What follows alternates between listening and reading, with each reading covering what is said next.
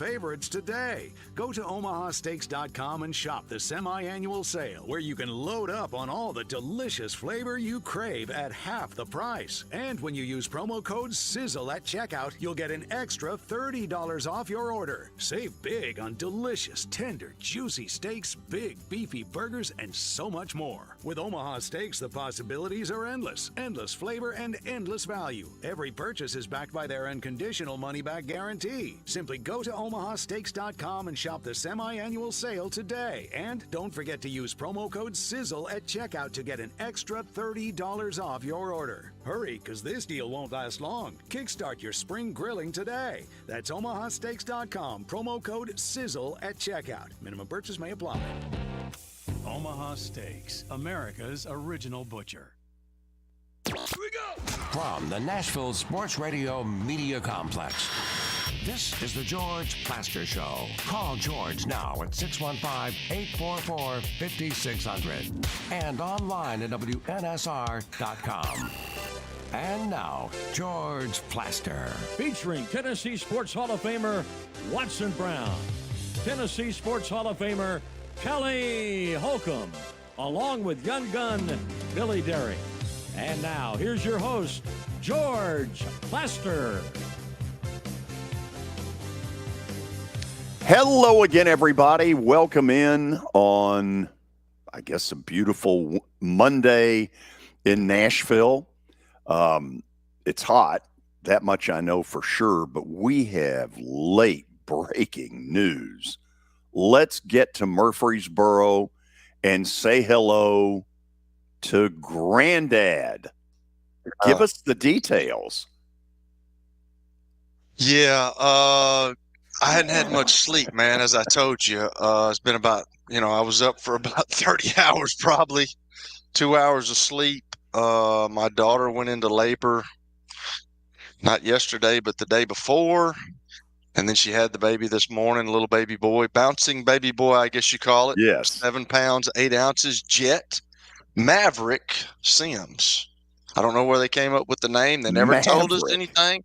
Maverick, yeah. And I thought about that this morning when they told us Maverick. I'm like, Mav, Top Gun. That's the first thing I thought. That's what people are going to think of, Maverick. Sure. Everything was good, though. She was healthy. The baby was healthy. Everything was good, man. But she went through it. She had a long labor, but the delivery was a very fast process, which was good. But the labor was awful. Yeah. Well, we're glad mom's okay. Glad the family's okay. Glad the baby is healthy. Me too, and I'm glad that women have babies and not men, because I'm out on that. Congratulations, Granddad. Let's move over to the left and say hello to Billy Derrick. If you're wondering, today we're in the conference room at the Fordyce Center. Now, if you're listening to this on radio, you don't care. We could be at Mammoth Cave, and it really wouldn't matter. Now, I'll let all of you in on a little secret here. Those of you watching by way of Twitter, I have placed a backdrop of the Predators scoring a goal in the playoffs. So that's what we're looking for. Well done, George. Yeah, you're welcome. Thank you. So Billy was in Atlanta on Friday, saw the Braves beat Tampa. Mm-hmm. I happened to be down there Saturday for different reasons. Saw him hit 4 homers. A little warm in Cobb County. Yeah, just a little bit. Whew. It's warm here today. Feels like 1,000 degrees. Yeah. But it was fun. It was fun. It was my second time in Truist, and the Braves got back on track. So it was good to see them back rolling, hitting bombs. Austin Riley, I'm told, hit a ball Friday night in left field. If you know much about that park, the thing went all the way up to the concourse. Yeah. That is a major league poke. Meanwhile, Marcell Ozuna, his numbers right now, he's got, hot. 22 homers, at least 60 RBIs. I mean, he's MVP potential. I mean, on pace for. I would say if they were to win the division, which right now we're nowhere close to being able to say that. If they won the division and he kept up these kind of numbers, yeah, he could be. Yeah. I mean, I didn't even know his numbers were that good, but I mean, Kelly, right now it's like every third at bat for Ozuna, it's a bomb. It's ridiculous. I told y'all the other day, man, I remember watching last year, and every time he came up, I'm like, yeah, Holly, because y'all got me into watching baseball last year. So I'm watching the Braves, and every time he came up, I'm like, oh, my gosh, this guy is up again. And now he's having the year of his life. I have some Braves TV news that we will share at some point in the near future. I do thank Comcast for one thing. They did reduce my bill by about $8. There you go. Yeah, for that I'm eternally grateful. Whatever. It's about time. Yeah. Do you have an update of some substance? I do. Do you really? Yeah, it's maybe not a ton of substance, but we got a little bit to get into. It's brought to you by Lori Burnett Leland. You can give her a call, 615-969-4350, or log on to mortgageladyyusa.com. Omaha scoreboard update. Florida has eliminated NC State just now, about 5-10 minutes ago. They beat the Wolfpack 5-4. And so we will get you updated. That's what it looks like right now if you're watching. Virginia is now out, and NC State is out. So 6 teams left in Omaha. Texas A&M and Kentucky will play tonight. The Aggies are a slight favorite in that one. And Florida State and North Carolina play tomorrow. The winner of that plays Tennessee on Wednesday. Say that again. North Carolina and Florida State play tomorrow. Winner plays Tennessee Wednesday. Yep. Is that a day game Wednesday? Yes, it is. Why? That's stupid. I don't know, to be honest. Why would you not put that in prime time? I think they've got Kentucky and A&M. You know, whoever wins that winner will play the night game on Wednesday because it's the later. Okay. Just timing wise, they've set it up like that. Yeah. But I get what you're saying. I mean, who am I to question? So Billy, they'll have both elimination games tomorrow. Yes, both elimination games tomorrow. And then obviously Tennessee's in the catbird seat in the first bracket. Like, you have to beat them twice, correct? Yep. And that, I don't have the numbers in front of me, but that basically never happens. I mean, that's because it's so hard to do. I mean, it's going to take some real doing for Tennessee not to be in that final series. Yeah. And then when they get there, is it A&M? Is it Kentucky? We'll see. How do they match up? Feels like it's one of the two. Yeah, that is what it feels like. But whoever wins tonight between A&M and Kentucky, that's who it will likely be because you just have such an advantage with the pitching. But that's what we got in Omaha. Also over the weekend, Kelly, I don't know if you got to watch this or not, but Bryson DeChambeau obviously wins the U.S. Open. But the story is Rory McIlroy and his team. They made a hasty departure immediately after, and he was not happy, as you can see him watching the final putt, I guess, from DeChambeau. McIlroy drove out immediately, basically. And that was not a good look. No, his private plane was in the air 53 minutes after DeChambeau's 18th green fist pump. But DeChambeau's a live guy. Good. McIlroy's a PGA guy. He was not happy. DeChambeau has cleaned up his act, Kelly, considerably. And I don't know who's gotten to him, but it was needed.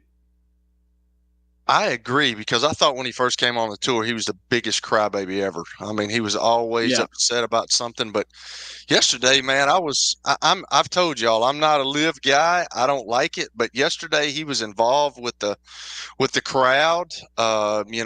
They started booing at one time because I think they wanted him to be the last putt, and the other guy kind of, he was closer. So, I was hoping that the guy would go ahead and finish out so he could be the last putt, but he kind of calmed everybody down. And then the day before, he's known for his smashing drives, and he can just hit the ball a ton. I've never seen a guy that can hit the ball as far as he can. That dude will hit a 220-yard shot with a 7-iron. That's unbelievable, guys. I don't know if y'all know what that is, but I know. That's unbelievable. I know what it is. I don't hit 220 with anything. No, you don't. But that last shot that he had from the bunker, guys, he was the only guy all week. That's a 55-foot bunker shot, which are hard. And he was the only guy that got up and down, and he had to do it on the last hole of the championship to win it. Crazy. Did y'all see how fast those greens were all week? Crazy. Oh, yeah. I mean, guys, they were, what do you call it, the old Texas wedge everywhere? They just You're 50-foot putts at left and right. It's interesting. It's a beautiful golf course until you get to the rough, and then it looks like a goat hole. Yeah. I mean, it's got some goat hole to it. When you get in the rough, you're like, that's how the British Open is, George. I mean, you probably think those are goat courses too. I mean, that's links golf, man. It's crazy. Right. It's ugly. When the real fun started was when the ball would hit the green. Oh my God. And it was a guessing game. Where's this ball going to go? How fast is it going to go? That would piss me off royally because look, how often do I hit a green? Not all that often. And if I do, I want to be rewarded. I want the thing to stay on the green. Because you get it on the green doesn't mean it's staying there on that course. Oh, no, not at Pinehurst. No. Yeah, where the rough looks like a goat hole. Did y'all know that the last time they had that there, Payne Stewart obviously won it, but both those guys, I told my son, both those guys are from SMU. Oh. Bryson DeChambeau played at SMU, and so did Payne Stewart. They were both SMU guys. Really? Crazy. I did not know that. I didn't know that about DeChambeau. Yep. Also, Les Miles is suing LSU. His vacated wins have dropped him below the Hall of Fame threshold now. Ah, that's what it's about. Yeah, so he's suing LSU for vacating wins in response to an NCAA infractions case. Of course, he coached LSU from 2005 to 2016, and he named the NCAA and the National Football Foundation as his defendants in this. The lawsuit states he was deprived of property rights to the vacated wins in his nomination for the Hall of Fame. So are you saying that you have to have in writing a certain number of wins to be put in the Hall? Yep. 600 win percentage. And this has dropped him below win percentage, not number of wins. Right. There's a difference. Right. Okay. By the way, the man at times ate grass when he was at LSU. Yeah, what was that? What was that clapping thing? I don't know. I've never seen that. Like, it was like, careful. I'm not going to hit my hands too hard. Right. Yeah, LSU vacated 37 wins because of recruiting violations in 2023. So we'll see what happens here with old Les Miles. Tonight, NBA Finals, Game 5. Celtics lead the series 3-1. Mavericks. We will have a play on that game, and let me look into the camera and say, if you think I'm taking Dallas, you're nuts. God. Why wouldn't you take Dallas? Do y'all think they have a shot? Because I tell you what, if they play defense like they did the other night, they may have a shot. But if they don't, they have no shot. I do wonder if there came a point when Dallas got up 20. And look, I'm not wanting to take anything away from the Mavericks, but I do wonder if there was a little bit of, in the Celtics players, it'll be fun to win this thing at home. You're probably right. I thought about that. I did. And I mean, TV wise, it's obviously better, but I mean, I don't think Adam Silver, you think he's over here? Hey, Celtics. Who knows? Look, I'm not going That's there. what everybody says. But I do wonder when you get down a certain point, if there felt like Friday night sort of a screw it. Mm-hmm. Yeah. And even Sam Hauser, I think, after the game said, it's not the end of the world if we lose tonight. Like, as in tonight. So even if but it'll feel like it tonight if they don't. Pucker up. Yeah, Buttercup. Celtics 6.5-point favorites in that one. We talked a lot about T. Higgins potentially being a Tennessee Titan, a month or two ago. He was finally franchise tagged back in February. He's finally signed officially to a 1-year contract with the Bengals. So 1-year tender. 1 year. Yeah. Wonder where he might be in 2 years. I don't understand why guys get so upset about signing that tender. Yeah, what does that tender mean? When you do that, when you sign that, you're going to be paid in the top 5 of your position group in the league. So I just don't understand it. I don't get it. I mean, but what it does do, it deprives you of the right to pick and choose. I understand that, but still, you're getting paid a lot of money. Yeah, Now, I do understand right. this, and this is the one thing that I do get. Like, if you go out, you're making all this, but you get hurt, and then you're not allowed to go after what it's the market presents itself for of breaking the bank. I mean, I do get that, but these guys get so upset about the 1 year tender clause, and I'm like, you're making a lot of money for 1 year. Good gracious. Yes. Be appreciative. The tender. That's what. I mean, if they're getting upset about money nowadays, give me a break. Old Bryson, no complaints on his end. He won $4 million plus by winning yesterday. We done? We're done. I was going to say DeChambeau's next appearance will be in the Live tournament in Nashville. At the Grove, right? Yeah. It's at the Grove, yeah. Absolutely. In the Grove. Okay. After the break, University of Tennessee baseball play-by-play voice John Wilkerson will join us, and we got a lot of things to get into with him.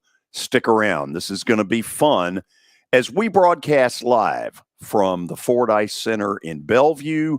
You're listening to The George Plaster Show on 95.9 FM. It was the most horrible experience that any mother could ever go through. I knew that I needed to get help. My friend, she immediately said, you need to call Bart Durham. And you guys were there within an hour. You guys are like family for us. Yeah, sure is nice to connect with the people that you're doing your best to help.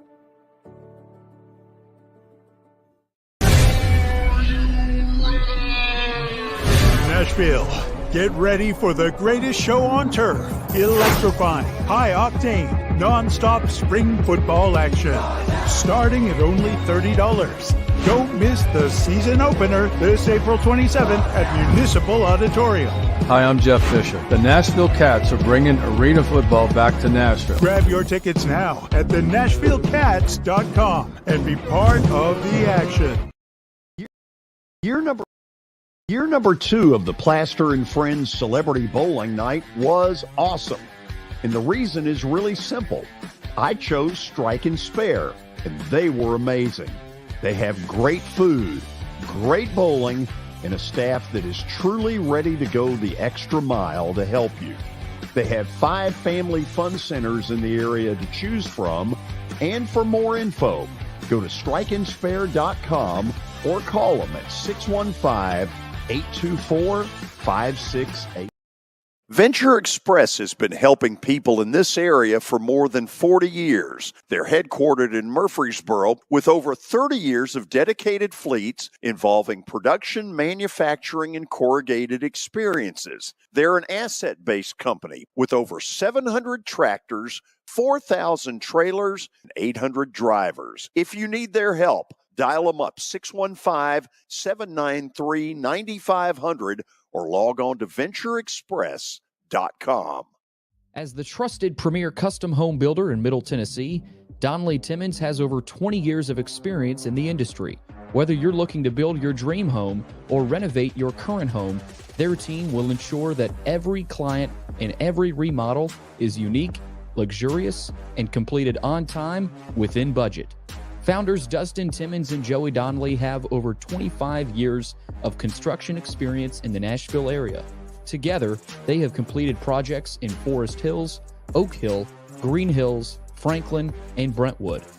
Dustin and Joey believe that communication is the most important aspect of all construction projects.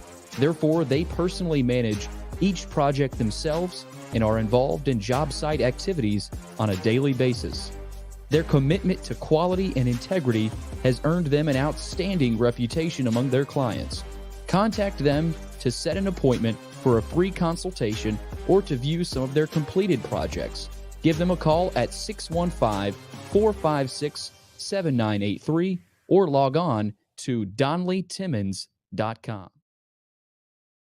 families, and businesses in Tennessee achieve their goals. As your full-service community bank, we are proud to offer loans with competitive rates, local decision-making, and fast, friendly service from our experienced lenders. No matter where you are on your financial journey, Wilson Bank & Trust is ready to help you take the next step. Visit your nearest Wilson Bank & Trust office or online at wilsonbank.com to get started today. Member FDIC, Equal Housing Lender.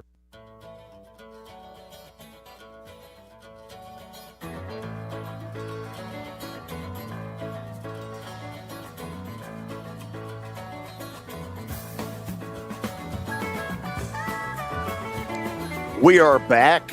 We're headed to Omaha in just a second, and I don't mean to put any words in John Wilkerson's mouth. However, and I haven't talked to him about it, I'll guarantee you two things.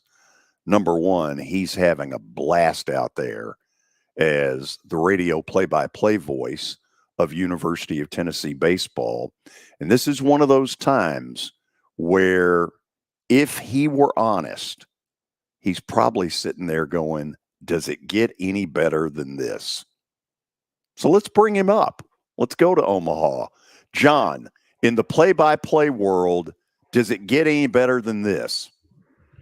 Well, it hasn't yet for me, simply for the fact that Tennessee's 2-0, first time ever in the history of the program in the College World Series. And they did so in two so different ways, with the 4 runs in the bottom of the ninth to beat Florida State on Friday, and then last night, just really 3-run home run solo shot to beat North Carolina 6-1. So they've beaten the 2 best teams on their side, and they're now going to wait whoever that emerges from the elimination game. So for me, it's never been better than this. I believe it. Now, don't ever say, yeah, you know, they wouldn't even have to pay me now to do this. But there are times in a play-by-play announcer's life where it is so good that you kind of sit there and go, oh my God. I mean, I remember having that feeling about to do an NCAA basketball tournament game where I'm like, man, this is what I grew up wanting to do. And I'll bet you've had that thought out there. Just to watch this team compete the way it has this year, doing things that I didn't think they would be able to match from the 2022 season, when they were arguably the best team in the country, but they didn't make it to the College World Series. And for this team to exceed all of that, they've now matched that team with a win total of 57. And once more, no Tennessee team has ever done this. And while you have to guard against hyperbole and, oh, what just happened, I think the win Friday night might jump to the top of the list in regards to any Tennessee baseball victory at any point in time. Obviously, that could change depending on how deep this run goes. But I think for right now, Christian Moore hitting for the cycle, Tennessee rallying from down 5 and then down 4. I just think that Friday night was really something that will stand the test of time in terms of one of the greatest victories in the history of Tennessee baseball. Billy, do we want to hear if John was having fun? This is the game-winning call Friday night that beat Florida State.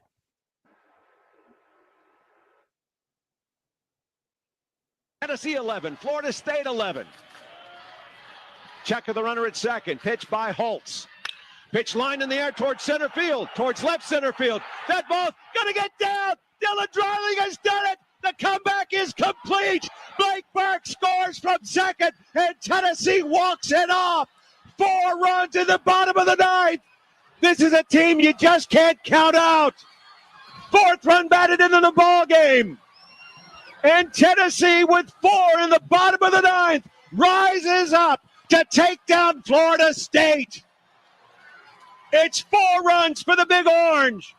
On 5 hits, 2 men left. The run batted in for Dylan Dreiling is his 67th on the season, and none bigger from the sophomore from Hays, Kansas. Family and friends in attendance for the heroics. Tennessee 12, Florida State 11. The Volunteers say hello win column for the 56th time. This one belongs to the Big Orange, and this is Tennessee baseball. John, you went Marty Brenneman on me. I love it. I got a touch excited. Was there ever a point Friday night where you maybe kind of said, I'm not sure. I don't think it's going to happen? Well, you take a look at just how the game unfolded. You're down 9-4. You get a home run. You get another home run. You're now within 2. They come back, and I mean, George, Kelly, you know that once a team answers that makes it even more difficult. So a 2-out, 2-run double makes it 11-7, and you're thinking, well, that might have been the knockout blow. But as long as the mathematics serve this Tennessee team a foot in the door, just for the fact that it's possible, they're going to compete to the bitter end, just like several teams here. I mean, North Carolina, who they played last night, 5 of the last 9 wins for the Tar Heels last at bat.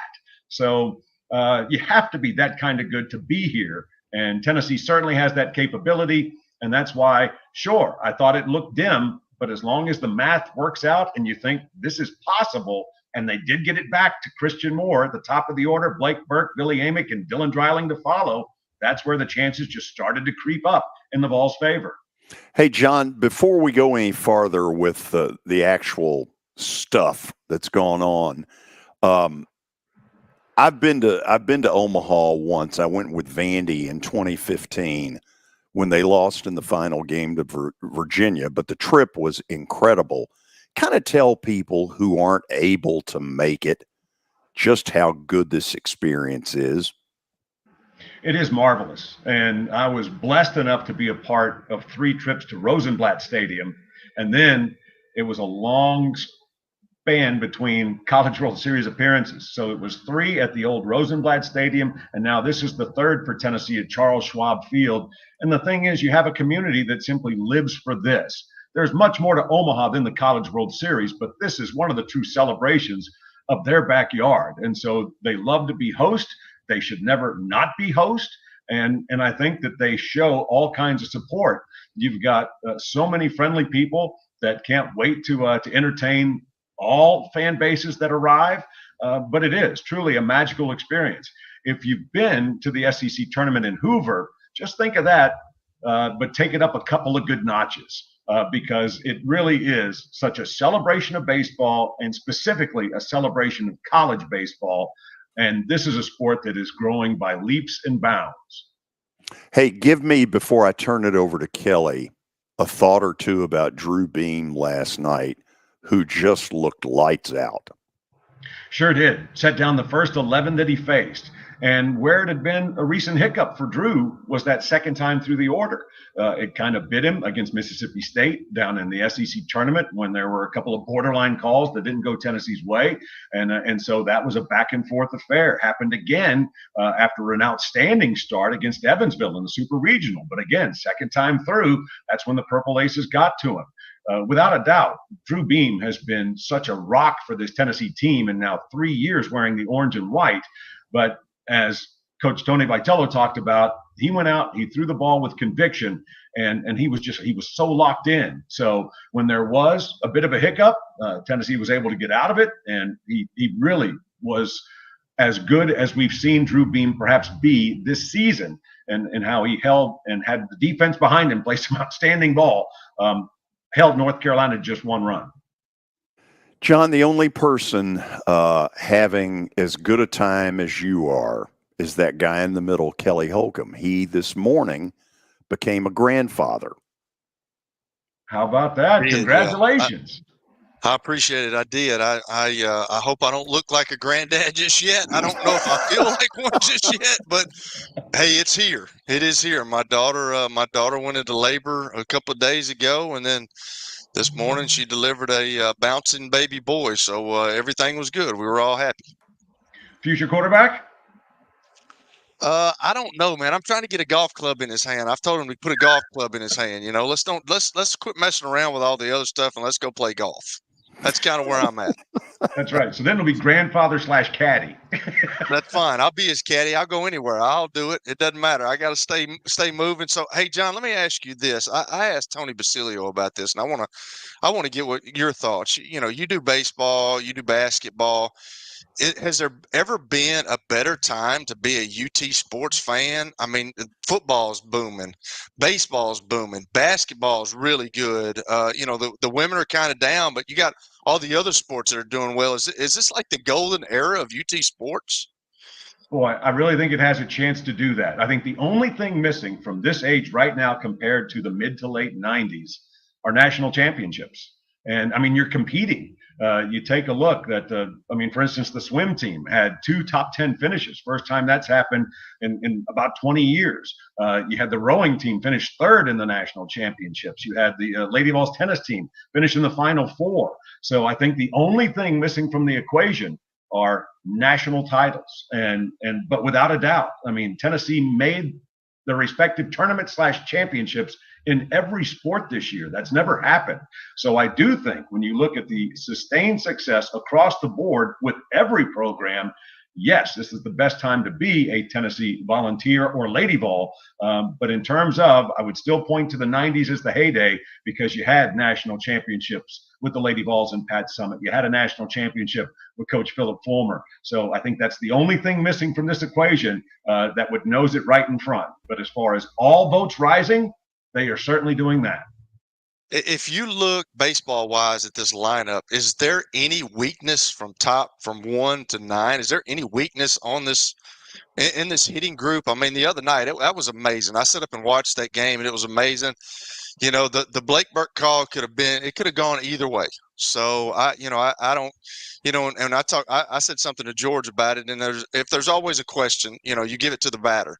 But, it could have been called a strike, too, and we could be talking about something different. So it just kind of seems like it's going Tennessee's way. But is there a weakness in that 1 through 9, John? I'd say the bottom third of the order has probably been the least consistent, but they have the ability. We've seen, for instance, Reese Chapman, his first hit in Omaha was a home run. He was the designated hitter last night after Dalton Bargo got the start there against Florida State. You've got the 9-hitter, Cal Stark. His batting average is around 220, but he has 10 home runs, and he's got a pair of grand slams on a team that has the second most grand slams in any one season. And then you also look at Dean Curley, freshman shortstop. He's batting 7th.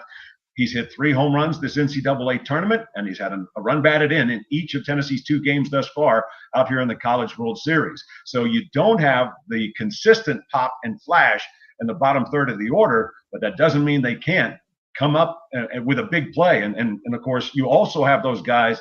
Cal Stark, of course, led the SEC and still continues to lead the SEC in runners picked off with 6. Dean Curley turned an impressive 6-3 double play and then caught a line drive with a stab to his right to end the inning when it looked like Carolina might be trying to rally. So I do think there's a reason they're on the field, but they might not have the eye-popping numbers, video game numbers that so many of the other members of the lineup have. So I do think at times there can be stretches where you can have pockets of success if you're the other side, but also at some point in time, the adjustments made, the battles that might not be won at that time are going to be won later. So that would be the one thing I would point to. They're not as consistent as the others, but boy, they have the capability, that's for sure. So you guys are sitting in the catbird seat in bracket 1. You get to watch the games tomorrow, and you don't have to play till Wednesday. You get to set this one out. But, you've already beat Florida State, North Carolina. Is there a team that you think that they would rather, they had that classic game against Florida State where they had to come back. Who would you rather play? Boy, that's a really good question, and it might be pick your poison because North Carolina is looked at as the best team in the ACC this year. I don't think they have the pop that Florida State has. At the same time, I don't think Florida State has the pitching that Carolina has, although Tennessee did a really nice job getting after the Tar Heels bullpen last night. So I do think it's an either or. I'll say this. I do think that Tennessee would be matched up better against North Carolina, its pitching and its lineup, as opposed to Florida State, which I think Tennessee would be up to the challenge whoever emerges. But I do think Florida State is the team out of the 2 that would probably have the best chance to win its way out of the loser's bracket. You talked about the 2022 team, and everybody thought it was, they were going to Omaha and then they get beat in the Super Regional by Notre Dame. What makes this team so special? Is it the experience that I think they gained a lot of experience when they lost that game? I really do. And I think these guys feel more at home. They feel more comfortable. But what makes this team so special, John? Well, I do think, you have a good handful of guys that were on that 2022 team. It just wasn't their team.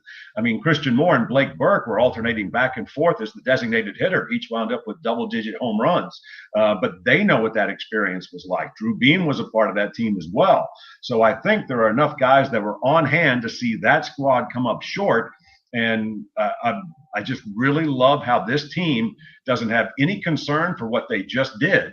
And they don't have any care for what might happen next. It's all about what's in front of them. And so today they're going to practice, and they're going to practice hard. They're going to do it again tomorrow as they prep for whoever emerges from that first game on the schedule between the Seminoles and the Tar Heels. So I just think that they don't have a long memory. The way they went out and took care of business against North Carolina, it would have been so easy to get wrapped in. And can you believe what we just did in our first game in Omaha? But it was time to just get after the Tar Heels and face a completely different set of challenges. I think they look at each day as square one. It's not a pass, go, collect $200 in Monopoly. It's like it's the start of a brand new game. And I think that approach serves this group well, and just such a mature way that they approach every opportunity. So my last thing, John, and George has already asked you some questions, but what is the coolest thing about Omaha? Because I can remember watching that back in the day at Rosenblatt Stadium, and I know they're in a different stadium now, which is really cool. I'm sure it's the latest and greatest, but what is the coolest thing about Omaha to you? Well, there are a couple of things that stand out. One, it's how many families are here. You do have great fans that are here, whether it's somebody that here by themselves or just a group of buddies or friends that make this a journey and or experience. But there are so many families here. And after Tennessee punched its ticket from the Super Regional to Omaha, that was one of the things Tony Vitello said more than once in his post-game remarks, and that was, there's nothing like celebrating Father's Day in Omaha. And you see that. It's such a game. It's special to all that are fans, obviously, but then there's that special link. You can go back to Field of Dreams, which isn't that far from here. But anyhow, you just have that special connection that so many times the game is passed down. So again, that's part of the celebration, the appreciation. And that's what I think lifts this above all other experiences, because that's what it is. Everybody's welcome to be a part, to hang out and enjoy the action. And even when teams get eliminated, it's still, we appreciate your coming and hope you'll be back soon again. So I can't think of a better place to end your season. And that's why this championship experience might be above all others, simply for the fact that everything is just going to be in the national spotlight, because all eyes turn to Omaha every summer. Okay, two stupid questions on my end, but I know I'm going to get asked this. If you all close the deal Wednesday afternoon, do you stay out there or do you all fly back to Knoxville? Stay put. You're out here for the duration. So it would be, it's 2 days off now, today and tomorrow, play again Wednesday. You win Wednesday, 2 days again. You're off Thursday and Friday, and you play Saturday in game one of the championship series. But you'll stay put. Okay. That's where I screwed up, because in the old days, it was the finals were a Monday, Tuesday, Wednesday. So now they're going Saturday, Sunday, Monday. Correct. That was an even dumber question than it sounded like at the beginning. Okay, so here comes dumb question number 2. Piggybacking off Kelly's deal. If you get in, and I think Tennessee's going to the final round, if you had the choice and you personally could pick, we're playing Kentucky or we're playing A&M, which one would you pick? Wow, that's a great question. Tennessee took 2 out of 3 against Kentucky at their place. Tennessee won just the one meeting against Texas A&M in the SEC tournament in an elimination game. I think Kentucky is the better team between the two, top to bottom, especially when you consider that A&M just unfortunately lost their leading RBI man to a just unfortunate ankle injury. He's with the team now, but he's not going to play again. So I think that Kentucky is the team in better shape to do it. But I'll be interested to see how that game goes tonight because they didn't meet this year. This is the first time that Kentucky and Texas A&M square off this season. So both can do so much damage. I think the greater challenge comes from Kentucky because they can do it any number of ways, and they've shown that. This is an impressive team for their first ever trip to Omaha, and they were able to shake off a couple of setbacks and walk it off in extra innings to make it the third straight game that was a walk-off win to start this year's World Series. But I think Kentucky, top to bottom, is playing its best baseball, and I think they are more challenging because they love to run, they love to put pressure on the opposing defense, and they do that well. First of all, soak all this in. Have a blast with this because it doesn't get any better than this. Without a doubt. And I just love watching this team compete. They're amazing in the sense that, again, they're just so they're not bothered at all by what they are doing. They're so unimpressed with where they are right now because, again, it's the task isn't finished. The job isn't done. And so once they take a step in the right direction, it's now how do we take the next step? So it is such a businessman approach. And at the same time, I think they're having a blast because they know this is their last ride together as a group, as it is with any one team. It's never going to be the exact same no matter what happens. So I think they're really enjoying this, and they're working to make this a trip as long as it can last. Well, I just hope you packed enough clothes. Have fun with this, and don't be shocked if we call you again. Anytime, George. And Kelly, I did want to point out there are a couple of connections here. I was fortunate to call the high school games for great Blue Raider quarterback Chase Cunningham. And so Chase, one of my all-time favorites for Knoxville Catholic. And then also, as I look for something that I could point to for you other than your incredible passing game that unfortunately took place in a loss while you're with the Browns, I did find this. You can raise your hand if you have a birthday on July 9th. Oh, wow. That's awesome, John. Nice. I like it. July 9th, baby. I'll be 51. How about yourself? He doesn't need to answer that. I want to put him on the spot. Kelly, when they came into town to play Vandy back in May, I went in John's booth. I said, next time I see you, let's exchange AARP cards. Good John, stuff. Thanks for doing this. Absolutely, George. Kelly, always great to talk to you.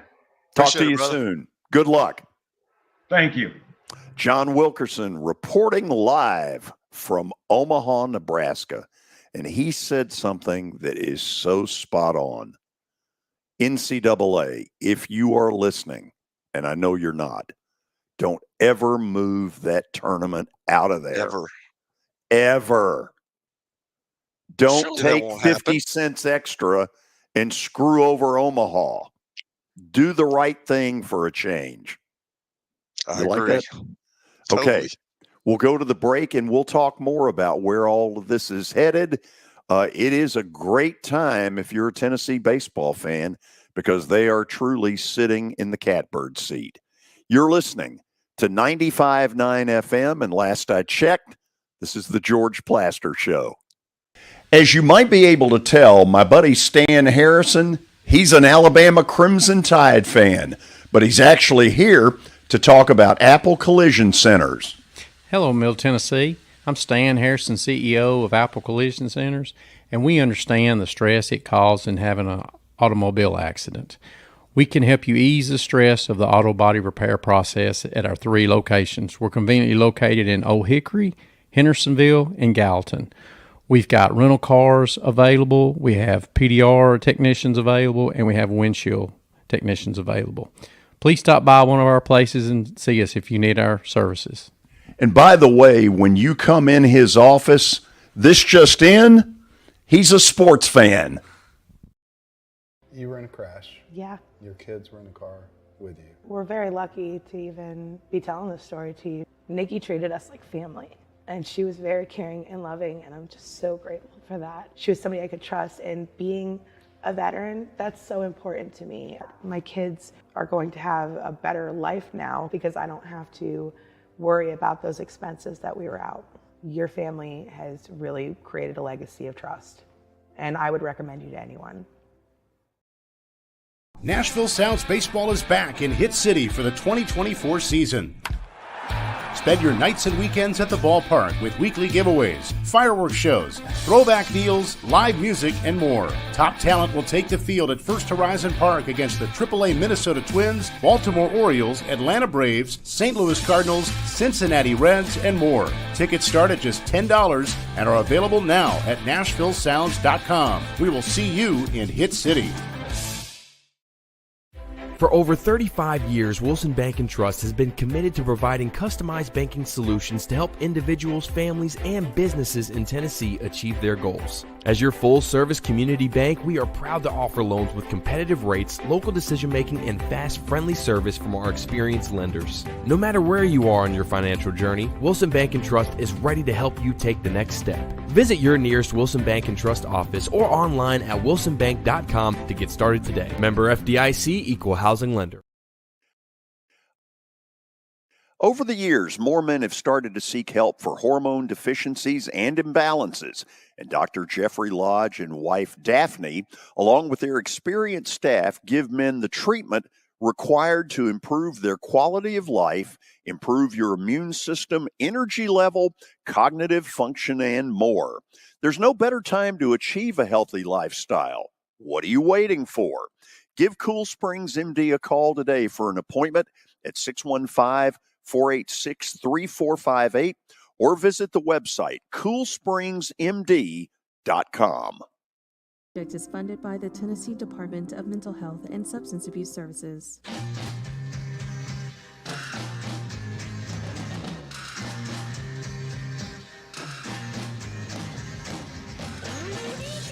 We are back, and as I mentioned earlier, if you're a Tennessee baseball fan, man, they are sitting pretty. Billy, you've followed this closer than any of us have. I think the thing that has surprised me is that I thought going in that park, as big as it is, would neutralize some of their offense. I don't think it's neutralized anything. No, it hasn't. You know, they're hitting the gaps. This is just a good hitting team. They kill the baseball, and a lot of it was the power. How reliant are they on their power and the home runs? Well, you know, they're hitting it out of here too. Cars Tears is on a tear right now. And, you know, you saw a guy, Reese Chapman, who was DH yesterday, hit one out to right. I mean, that's, you know, probably their 9th, 10th, 11th guy that they go to, and he hit one out. So it's just a ridiculously deep lineup that anybody can beat you. And, you know, you think about it, Billy Amick hasn't really done a whole lot. Blake Burke and Christian Moore have obviously – I mean, Christian Moore, every time he's up, it's like Jack Caglione. People are probably going to start walking him. So it's one of the better lineups I've ever seen, and that's a big reason why. But it's also their pitching. Had Joe Healy on Friday from D1 Baseball. Tennessee's pitching is really good too. I mean, Drew Beam gave him a great start yesterday. They give it to Kirby Connell and no drop-off. This is just a really good team, and I don't think there's really anybody that's on their level. Now, they could get clipped, you know, in the finals. Who knows? I think. Now, they still got to go out on Wednesday and finish it off, get to the finals. But even if they lose once, I don't see them losing twice. I think they've only lost twice in a row once this year. It's just a really good team. But how critical is it for their pitching staff? Because I guess deep down going into it, I didn't think their pitching was as championship level as early on it's shown. I knew their hitting was. Good Lord, Helen Keller could see that. But, you know, they've gotten good enough pitching.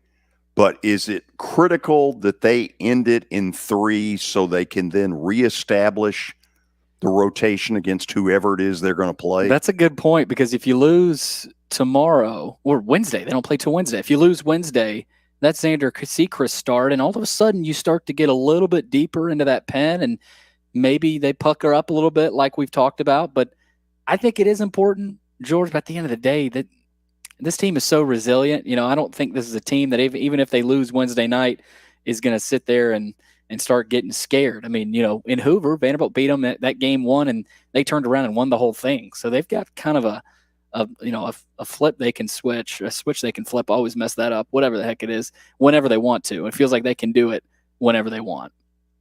Yeah, Vanderbilt pissed them off when they beat them in the Yeah. SEC tournament because I think they went into it thinking, well, we've already got this thing. It doesn't matter what we do. We're probably going to be the number 1 seed overall. And then when they got beat by Vanderbilt, it kind of, like you said, it flipped that switch, and those guys were lights out. And how cool was it the other night? You don't ever hear about this. It happened in 1956, but Christian Moore hits for the cycle. I mean, are we kidding with that? I was trying to think. In the years I did minor league baseball, I don't think I was ever part of calling a cycle. Crazy. I mean, it's a real rarity, but Kelly, here's the thing. There's certain parks that are triples ballparks. Yeah, and absolutely. that big old cave is a triples ballpark. Well, once he got the triple out of the way early, and at that point, he had kind of a flare single to right field. Of course, he had a double too, but that home run was vaporized to center field. Vaporized. I like it. That thing was mashed at 440 feet. I think the exit velo was at least 115. Like, they've got some freaks. Hey, I will say this. I want to ask you guys, like, Christian Moore, I watched the pitcher the other day. I don't know who it was. He was pitching, but they're getting a little mouthy for me, a little bit talking to the umpire a little bit. And I think that I can't believe they haven't been disciplined a little bit from that or had something done to them because, like Christian Moore the other day, yeah, it probably wasn't a strike, but like you can't sit here and stare at the umpire. Mm-mm. And but it seems like Tony Vitalo's coming out of those guys, through their facial expressions. Yeah, that's the one thing that would worry me. Whether it's Wednesday or in the finals, does an explosion happen? It hasn't happened yet. So I can understand if you're not worried about it. But that's the one thing that would worry me potentially, whether it's Christian Moore, Tony. I mean, because there's some umpires who have a short fuse. Yeah. More the way he was looking at that umpire, Yeah. Kelly, you're right. There's an umpire that would say, hey, you look at me like that one more time. Right. You're gone. Exactly. And like, if you lose Christian Moore, dude, that's a huge part of your team. Christian Moore needs to watch it because he could get ejected and then you don't play that next day. I'm not saying it's going to happen, but he needs to watch himself a little bit. What is their rule on ejections? You don't play the next game. Have to sit out. Yeah, I'm sure you probably have to sit out the next day, I would think. But see, that's different than in the majors where you can call somebody you fill in the blank. The funniest one I ever saw was Earl Weaver got ejected one night in Baltimore, which was no big surprise. He the next night on purpose was the person to bring out the lineup card to the umpires, basically told the umpire in question, you're a horse blank, and he got chucked before the first pitch. You got to like that. It was awesome watching Billy Martin and Earl Weaver go after umps, man. That was something marvelous. I know Billy don't know who we're talking about, but that was great. When Gaylord Perry used to come on, that was one of the things I'd love because he would end every conversation every year with a Billy Martin, Earl Weaver story. I think he hated both of them. I know we got to go to the break. When we come back, it'll be stat of the day. It'll be the biggest downer we've had in the show so far. Stick around. You're listening to the George Plaster Show on 95.9 FM. Good afternoon. There's still a couple of ranks out here getting some attention. Right now, we're just seeing this heavy traffic over here on 440 eastbound at Nolensville Pike. It's been really slow go due to an accident. 65 northbound there near Wedgwood is mostly rubbernecking. Still really slow go out in Kingston Springs as THP tries to clean up a nasty wreck in Cheatham County. 40 westbound, again, right at Kingston Springs exit. That's got traffic crawling along. Princess Hot Chicken has new items on the menu. Check them out. I'm Commander Chuck with your on-time traffic. You were in a crash. Yeah. Your kids were in the car with you. We're very lucky to even be telling this story to you. Nikki treated us like family, and she was very caring and loving, and I'm just so grateful for that. She was somebody I could trust, and being a veteran, that's so important to me. My kids are going to have a better life now because I don't have to worry about those expenses that we were out. Your family has really created a legacy of trust. and I would recommend you to anyone. For over 35 years, Wilson Bank & Trust has been committed to providing customized banking solutions to help individuals, families, and businesses in Tennessee achieve their goals. As your full-service community bank, we are proud to offer loans with competitive rates, local decision-making, and fast, friendly service from our experienced lenders. No matter where you are on your financial journey, Wilson Bank & Trust is ready to help you take the next step. Visit your nearest Wilson Bank & Trust office or online at wilsonbank.com to get started today. Member FDIC, Equal Housing Lender. Venture Express has been helping people in this area for more than 40 years. They're headquartered in Murfreesboro with over 30 years of dedicated fleets involving production, manufacturing, and corrugated experiences. They're an asset-based company with over 700 tractors, 4,000 trailers, and 800 drivers. If you need their help, dial them up 615-793-9500 or log on to ventureexpress.com. As the trusted premier custom home builder in Middle Tennessee, Donnelly Timmons has over 20 years of experience in the industry. Whether you're looking to build your dream home or renovate your current home, their team will ensure that every client and every remodel is unique, luxurious, and completed on time within budget. Founders Dustin Timmons and Joey Donnelly have over 25 years of construction experience in the Nashville area. Together, they have completed projects in Forest Hills, Oak Hill, Green Hills, Franklin, and Brentwood. Dustin and Joey believe that communication is the most important aspect of all construction projects. Therefore, they personally manage each project themselves and are involved in job site activities on a daily basis. Their commitment to quality and integrity has earned them an outstanding reputation among their clients. Contact them to set an appointment for a free consultation or to view some of their completed projects. Give them a call at 615-456-7983 or log on to DonnellyTimmons.com. All right, stat of the day as we wrap up the first hour, brought to you by John English Antique Sports and Cards out in Shelbyville. They're open during the week, Tuesday through Friday from noon to 5, and Saturdays from 10 a.m. to 5. Give them a call, 931-492-4304. All right, here we go. Connor McDavid broke Wayne Gretzky's record for the most assists in a single playoff run with 32 assists. Who is the first non-Oiler to appear on this list? Are you kidding? I'm not really? I'm not kidding. Kelly, what's your answer? Good gracious, to like Bobby Orr or something? I don't know. You know, I don't have a clue. I'm going to go Mark Messier.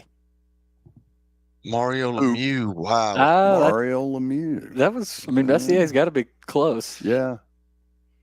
Messier Mario was Lemieux. once, wasn't he once an Edmonton Oiler? I think you're right on that. Yeah. So, That was brutal. It wasn't brutal. We did the best we could. It was No, I'm saying the question was brutal. Oh, the question was it was brutal. Completely ridiculous. But in the spirit of hockey, I give you a Predator playoff goal. So, Kelly, when we come back to start the 5 o'clock hour, we're going to learn a little bit about the Red River Shootout. Try saying that 3 times. Red River Shootout. Texas and OU will have a big change this year. The change is, yes, they're not playing at 11 in the morning. They're playing at 2:30 in the afternoon, and not all down in the Lone Star State are thrilled. Leah Vann from the Houston Chronicle will join us, and apparently so will Van Halen. We've already had Huey Lewis, now Van Halen, Leah Vann to start the 5 o'clock hour. Then a few phone calls. We'll open the phones around 5:25. Stick around. We got good stuff happening. This is the George Plaster Show on 95.9 FM.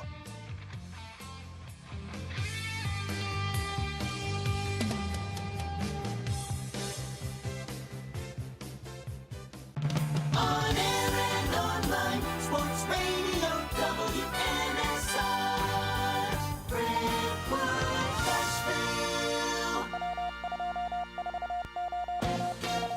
ABC News, I'm Dave Packer. Welcoming NATO Secretary General Jens Stoltenberg to the White House today, President Biden. Together, we're deterred further Russian aggression in Europe. I know we welcome Finland and Sweden in the alliance. And we strengthen NATO's eastern flank, making it clear that we'll defend every single inch of NATO territory. The meeting ahead of a NATO summit in Washington next month. Low humidity and warm weather in California feeding wildfires and an early start to the burning season. Northern LA County, 15,000-acre fires causing evacuations. A heat dome descending over much of the nation with 90-plus temperatures in the Midwest reaching the East Coast by tomorrow. Maryland's Governor Wes Moore issuing a blanket pardon for misdemeanor marijuana offenses. We cannot celebrate the benefits of legalization if we do not address the consequences of criminalization. More than 100,000 convicted people affected. This is ABC News. From grown-worthy dad jokes to patching up skinned knees, your one-of-a-kind dad deserves a Father's Day gift guaranteed to take him to his happy place, Omaha Steaks. Go to omahasteaks.com and order unconditionally guaranteed, mouth-watering gift packages starting at just $99. Use promo code QUALITY at checkout for an extra $10 off. Show your dad the love. Visit omahasteaks.com, code QUALITY at checkout for $10 off your order today. Omaha Steaks, America's original butcher. Offer not valid in all states or where prohibited by law. Loans are subject to lender approval. See website for details. Honey, the credit card bill came, and we're maxed out. Maxed out cards, rent is due. We just need some extra cash to help us get by. Maybe we should go to 27cash.com. With our bad credit? 27cash.com is one of the largest personal loan networks. They can help people with any type of credit get up to $5,000, and cash can hit our bank account as soon as tomorrow. When you need extra cash, go to 27cash.com. That's 27cash.com. 27cash.com. Stirring fiber, exercising, frequent trips to the store for more laxatives and fiber. Sounds like your constipation with belly pain is a lot to manage. But if your symptoms that keep coming back are signs of irritable bowel syndrome with constipation or IBS-C, ask your doctor how Linzess can help you get ahead of it. Linzess linaclotide is a prescription medicine that treats IBS-C in adults. It's not a laxative. It's a once-daily pill that helps you get ahead of your symptoms. It's proven to help you have more frequent and complete bowel movements and helps relieve overall abdominal symptoms, belly pain, discomfort, and bloating. These symptoms were studied in combination, not individually. Do not give Linzess to children less than 2. It may harm them. Do not take Linzess if you have a bowel blockage. Get immediate help if you develop unusual or severe stomach pain, especially with bloody or black stools. The most common side effect is diarrhea, sometimes severe. If it's severe, stop taking Linzess and call your doctor right away. Other side effects include gas, stomach area pain, and swelling. Learn more at linzess.com or call 1-800-LANZESS. WNSR, Nashville Sports Radio. From the Nashville Sports Radio Media Complex. Welcome back to the George Plaster Show. Call George now at 615-844-5600 and online at WNSR.com. And now, George Plaster. Featuring Tennessee Sports Hall of Famer Watson Brown, Tennessee Sports Hall of Famer Kelly Holcomb, along with young gun Billy Derrick. And now, here's your host, George Plaster. And we welcome all of you into the 5 o'clock hour here on the show from, I guess, a conference room at the Ford Ice Center in Bellevue. They've got a big hockey tournament going on. They've got kids all over the place. So happy to help them. We'll probably be in here most of the week, and that's just simply the way it will be. If you're just joining us, Florida beat NC State earlier today, 5-4. NC State is out in the College World Series. Of course, so is Virginia. But Florida is still alive, and we'll just have to wait and see over the next 24, 36 hours what their future is. Most of you know Texas and Oklahoma are coming into the SEC, and it's going to change a lot of things. And with that in mind, you may have seen the announcement. I never gave it a thought that Texas and OU this year in the Red River Shootout will play at 2:30 in the afternoon instead of 11 o'clock in the morning. Leah Vann is with the Houston Chronicle and joins us by phone. Leah, I'm pretty sure that means you've worked with John McClain, isn't it? I actually have not. I work with, I'm so sorry. I work for Chron.com, which is like the digital free website that is also owned by the Houston Chronicle, but we have completely separate newsrooms. So you wrote a really interesting article about some things that will change because for those who maybe don't know, the Texas State Fair goes on around this enormous football game at the Cotton Bowl. And so you get an equal number of Texas and OU people.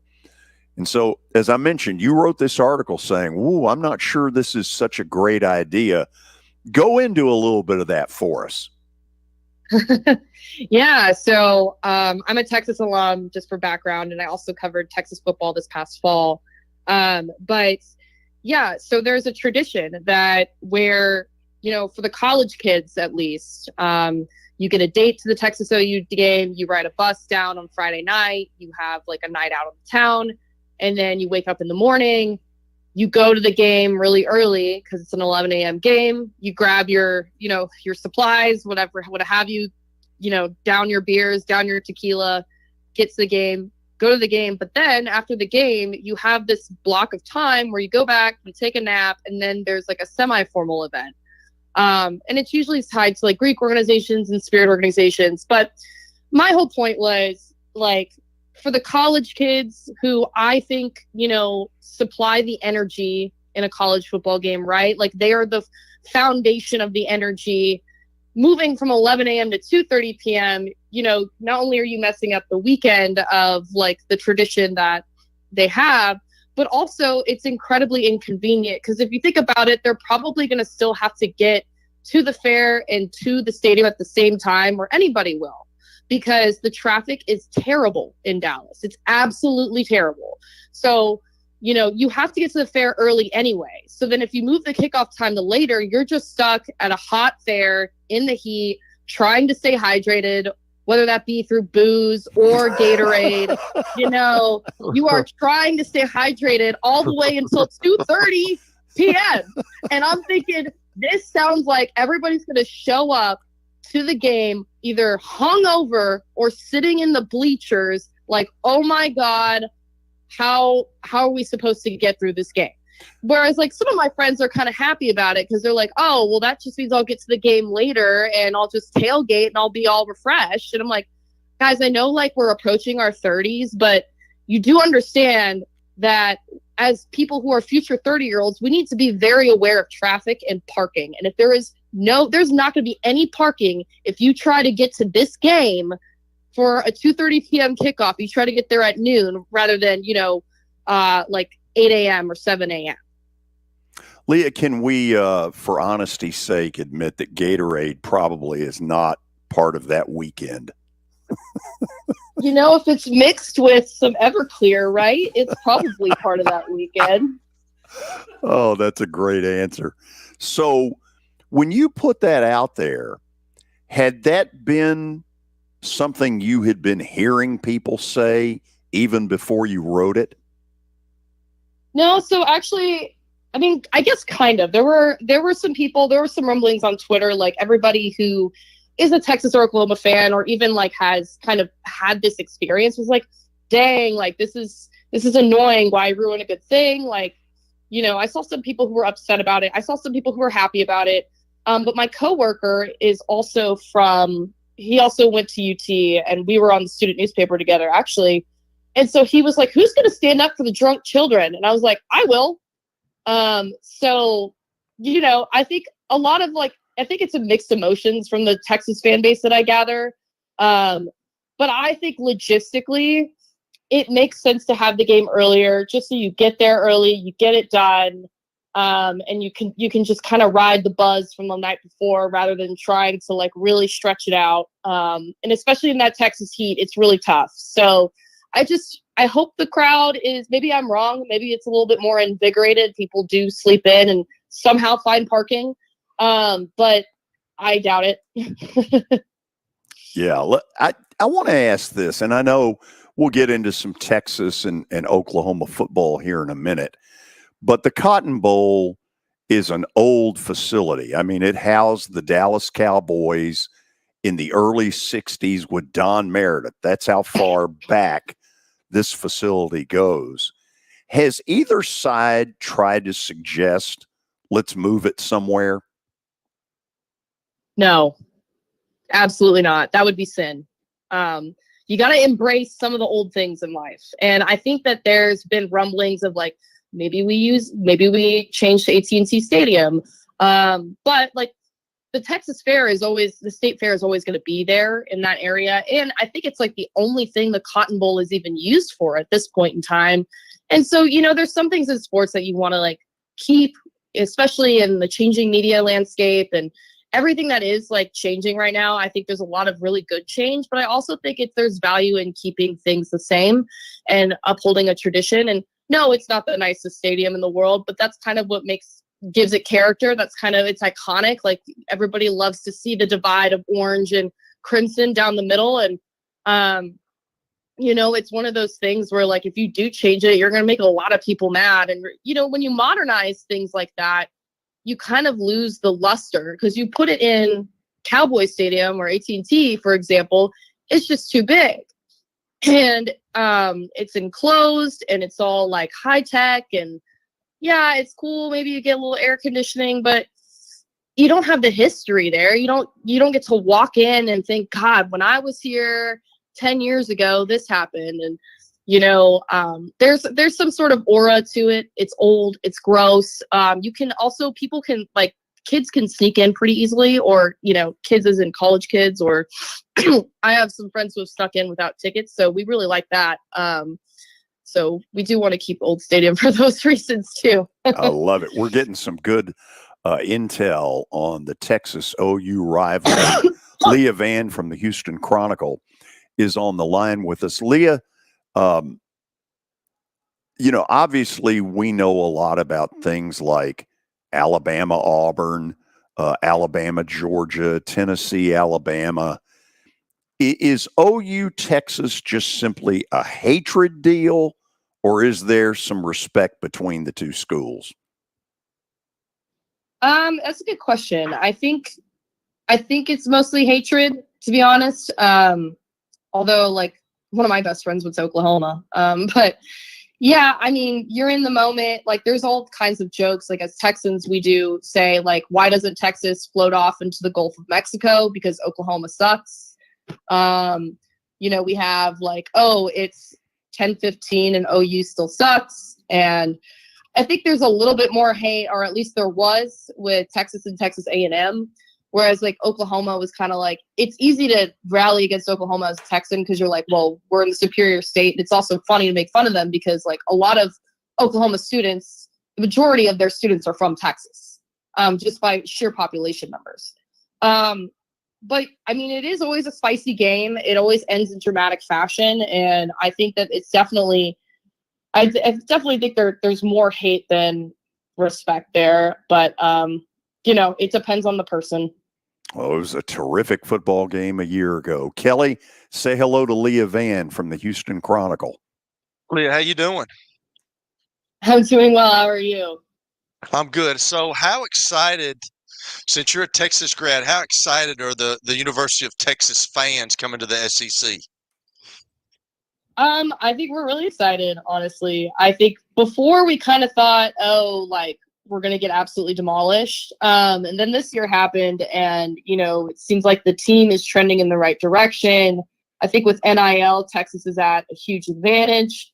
But yeah, I think for the most part, the fan base is really excited. You're renewing old rivalries with Texas A&M, even Arkansas is a very old rival. And, you're bringing back all these games that they should be playing. And, you just don't have the same energy when you're playing like a Baylor or you're playing you do have a lot of energy when you play Texas Tech, but yeah, or Kansas State or something. It's not the same. I feel like, Texas is more and Oklahoma too. Like they just kind of fit in more as programs with the Southeastern Conference. So I want to get your opinion on this, and I ask everybody this, and I'm sure people are getting tired of me asking this, but so what? I'm going to keep asking it. So, you talk a little bit about old school, but obviously Texas and Oklahoma's coming to the SEC. What are your thoughts about all this conference realignment, and are we done with that, or do you think it's going to open up again at some point? Sorry. I don't think we're done, to be honest. You still have the Pac-2 now, Pac-4. We got to figure out like what to do with them. I think the Big Ten expanding to the West Coast is a little bit logistically a problem, and for a lot of sports. And I think that that's going to be interesting to kind of keep an eye on.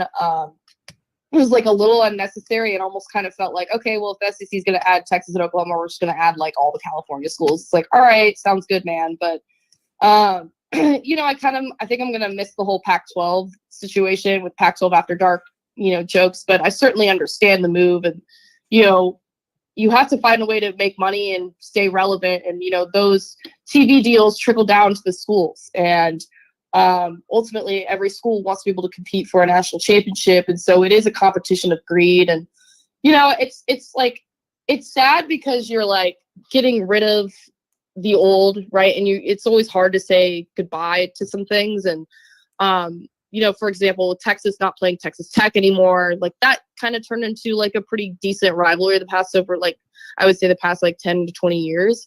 And then I think Oregon State on the West Coast, you're kind of dealing with the logistics of, those two not being in the same conference, or if they will be in the same conference again. I think you're going to lose a little bit of like the history with it all. And it's going to be really freaking confusing for everybody, because we're going to be like, oh yeah, this is a Big Ten team now. This is a SEC team now. This is a Big 12 team now. I think there's positives as far as the new Big 12, though, and the new ACC, because you've got teams that previously didn't get this kind of money from TV deals that are now going to have a much bigger footprint, a much bigger platform. SMU football is going to grow. Cincinnati, we've seen, all their sports kind of improve with their move to the Big 12. And BYU kind of always felt like a Big 12 school, but now it really is. And the Big 12 is going to be a great basketball conference now with the addition of Arizona and stuff like that. And you've got Colorado, and you got remnants of the old Big 12 there. But, I think it's mixed feelings for me. I think there's good and there's bad ways to look at it. I got you. So this is my last question. I was looking you up, and I found out that you're a country music fan. Nice. And I was going to ask you this. Since you talk about old school, are you an old school country music fan or country music gal? Are you a Luke Combs, Luke Bryan? Or are you a George Strait, Garth Brooks? Who are you? Tell me. I like a little bit of everything. I did see Garth Brooks at Tiger Stadium when I was covering LSU. That was amazing. I grew up on Alan Jackson, George Strait, Garth Brooks, Trisha Yearwood, Faith Hill, Gretchen Wilson, Jody Messina. I love those. I love Shania Twain, if you consider her country pop, whatever. But I still like I still like the new stuff. I don't like as much the rap situation invading country music. But you have to kind of evolve with the times, I suppose. But I do think that like Lainey Wilson's done a really good job. Her sound is great. I like Randall King a lot. I feel like he's bringing back the early 2000s. I would say like early 2000s country is probably my jam. I don't listen to Luke Bryan. I listen to a lot of Texas country, which tends to be a little anti-Nashville. But Cody Johnson, we can probably share that. Turnpike Troubadours, Co Wetzel, a little bit more rock. So Josh Abbott Band, Casey Donahue, Randy Rogers, if y'all have ever heard of them, they're a little bit more, they're a little less poppy than what Nashville's becoming, I will say. Anybody else? That's not enough. I like it. Leah, we had a viewer bring up a really good question, actually. Devondre Sweat, who is a Tennessee Titan now, and I'm not sure. Did you cover Texas this past season? Yes, just this past season. Okay, so Tavondre Sweat obviously is a Tennessee Titan. There were some questions about the weight and if whether he can stack up with a full NFL season. But do you think those concerns are legit? And how good of a player is he? How good can he be alongside Jeffrey Simmons with the Titans after watching him at Texas? He's the kind of guy who disrupts an entire game. Like, he is someone who, from like a D tackle, you're not going to always think like, oh, I remember this play, right? Because they're blocking on every play, right? But you remember the way that Tavondre Sweat handles other human beings. And there are specific plays. He can extend his hands, he can tip the ball. Like, he's got a lot of different skills that make him a difference maker at a position that is often thankless. You know what I'm saying? You're not used to seeing highlights from a position like his. But at Texas this past season, we really saw a lot of like highlight moments out of Tavondre Sweat. I know he had the arrest this past offseason, and I think normal disciplinary things where okay, you've got to learn how to act in the NFL now, and I think he will. He is a good person. I really enjoyed talking to him. I think he's hilarious. A lot of the teammates really, really love Tavondre, and they rally behind him, and he rallies behind them. I mean, he showed up at Jonathan Brooks's like high school Hall of Fame induction and was like cheering him on. It was adorable. So I think that he's going to transition well to the NFL. He's certainly big enough to transition well to the NFL. I think he's probably going to get in shape, and he'll be a really good asset for y'all. Last thing for me, I know George asked you about Texas coming into the SEC, especially with you going to Texas and, right up Texas' alley. And I've heard a lot about Texas, their fans, they are not ready for the SEC. Just, the way they, it all started with the basketball thing. I think it was, and the drama, with some of their fans. But how do you think their fans will handle the SEC? Because the team, I think, is suited well, like you mentioned, but our Texas fans, maybe when they go to Alabama or have a big road trip, I know they're playing Texas A&M. How do you think the Texas fans are going to handle the SEC? Well, first off, we are more than capable of handling the Aggies as fans. Okay, so let's put that to bed right now. Okay, sir. But other than that, yeah, I'm glad I'm not a Texas reporter anymore, because then I can just kind of speak a little bit more freely. But, I think that I will say, and I did actually write a story about how the baseball team is not ready for the SEC transition. It might be the only team that isn't. But I think that they're not prepared for just like the sheer number of people that are going to actually come to DKR from other schools. Mm-hmm. I think that they're going to have to travel a little bit better to kind of measure up with all the other SEC squads. I mean, I covered LSU for 2 years. Those people travel for literally everything. Mm-hmm. They're everywhere. And it's insane. And I'm like, how do you have enough money to do all this? I guess it's like, their vacation. But like, you can go to like a weekend game, a weekend series in like Mississippi, and they're there. And then the next week you have another weekend series in Arkansas, and they're there. And it's the same people. And it's like, what do you do for work? You can take off on a Friday? Like, what are you doing? But it's, these people are everywhere. And I know that, some of those other schools are going to be very similar, especially like Alabama football fans. I'm sure will travel very well. Tennessee, I'm sure will be an insane atmosphere when Texas does play them, because there's going to be just so much orange, and the whole like UT versus UT. But I think the Texas Tech situation, with, Chris Beard making the move from Tech to Texas, I think that just felt personal for Texas Tech. And yeah, I think what they did is they started like storming the buses and stuff. And I would say that like that kind of energy is going to be there in the SEC, and we can't like complain about it, to be honest, because you just got to kind of embrace it. Because I love it. I love the debauchery. I am here to embrace the craziness. Like, I want to see people like climbing over things. I want to see people jumping on tables. Let's do it. Like, I love the energy, and let's not all act like we're our best selves in a sports atmosphere. At the end of the day, sports atmospheres are when you should feel free to keep it light, get a little silly, And that's why I tell people, you know, even as a sports reporter, they're like, well, this is not professional or whatever. I'm like, I'm not working for like JP Morgan. I am literally writing about a game. This is not that deep. So we can all take a chill pill and, you know, just enjoy it. Just embrace the vibe. Leah, you have been a blast to talk to. Thank you for agreeing to do this, and look forward to meeting you down the road.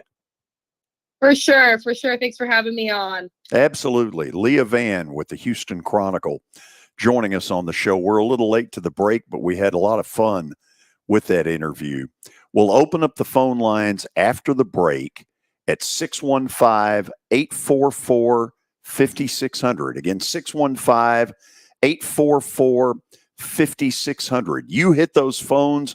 I'm looking for 3 red-blooded Americans who want to talk some sports. And you'll talk it and hopefully listen to the George Plaster Show on 95.9 FM.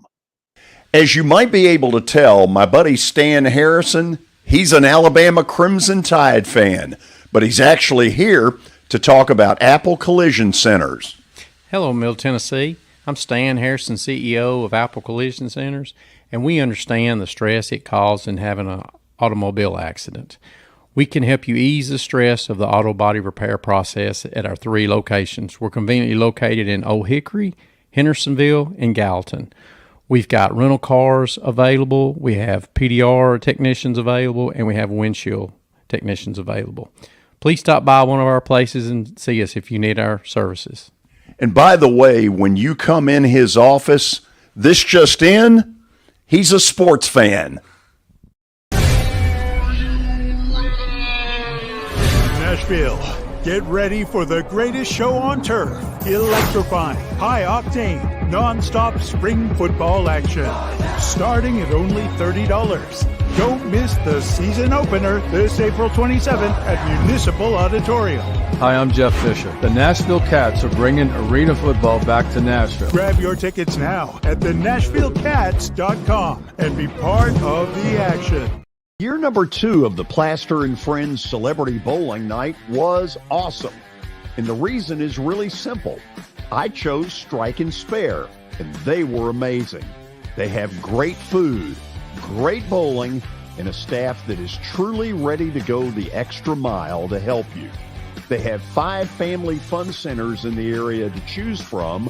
And for more info, go to strikeandspare.com or call them at 615-824-5688.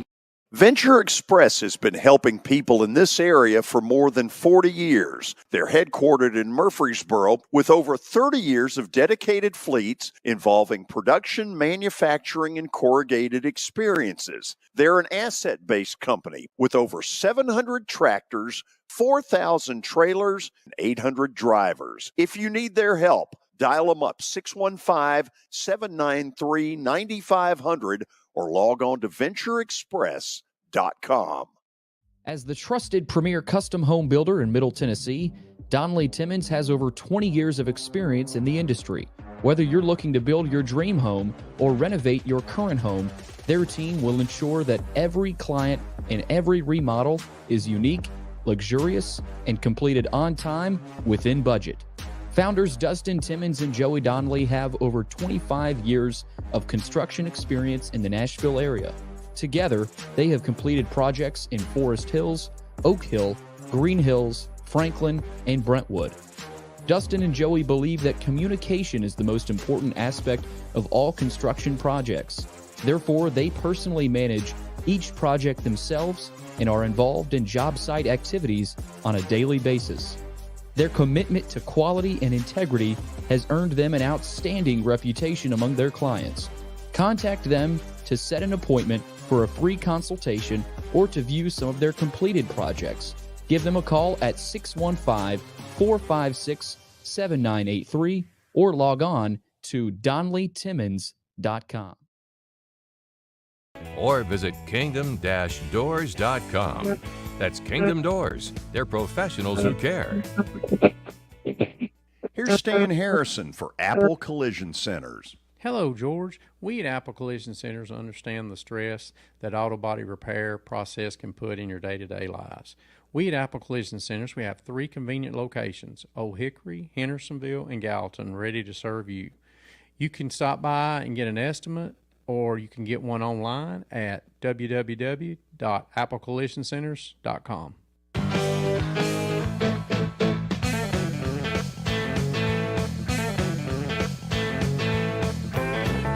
We're back. Very excited about the show we got tomorrow. Tony Basilio will be on during the 4 o'clock hour, and then Virginia Tech head football coach Brent Pry at 5:03.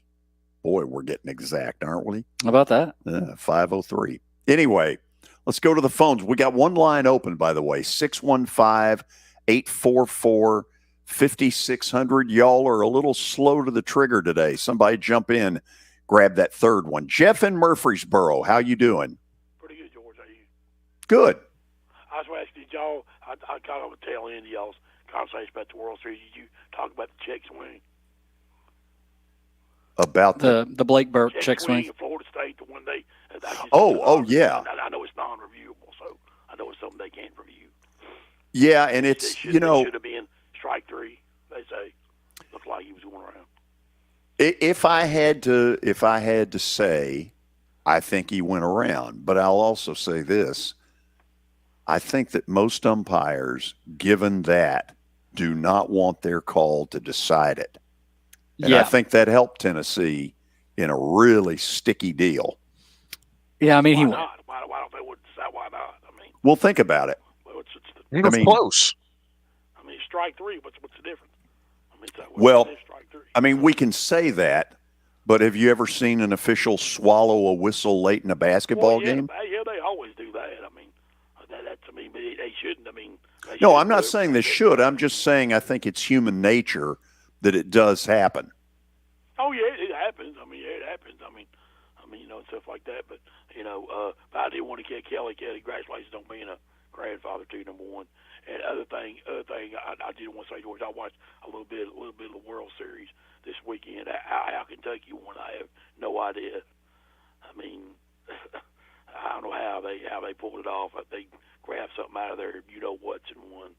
They had no business winning that ball game when you walk 6 men and wild pitch and do the things they done. I mean, to get 2 home runs was a miracle, really. And I heard the call. They didn't get too excited. Keith Masson was pretty calm, but I don't like. I know y'all like it when the announcers holler and scream. I don't like it. When I listened to a documentary one time, George, the SEC voices, and when they have to pull the football announcers out to jump out of a press box, when they've got to pull them by the seat of their britches to keep them from jumping 100 feet, then you know they don't control themselves. You know what I'm saying? Yeah, I'm guessing you're going at. Are you going at Larry Munson on that one? No, I'm going to everybody. Touchdown Auburn, touchdown Auburn, touchdown Alabama, touchdown. It's like touchdown Titan, touchdown Titan. That's what Mike Keith does. He needs to control himself. He's got something. All right, just control yourself.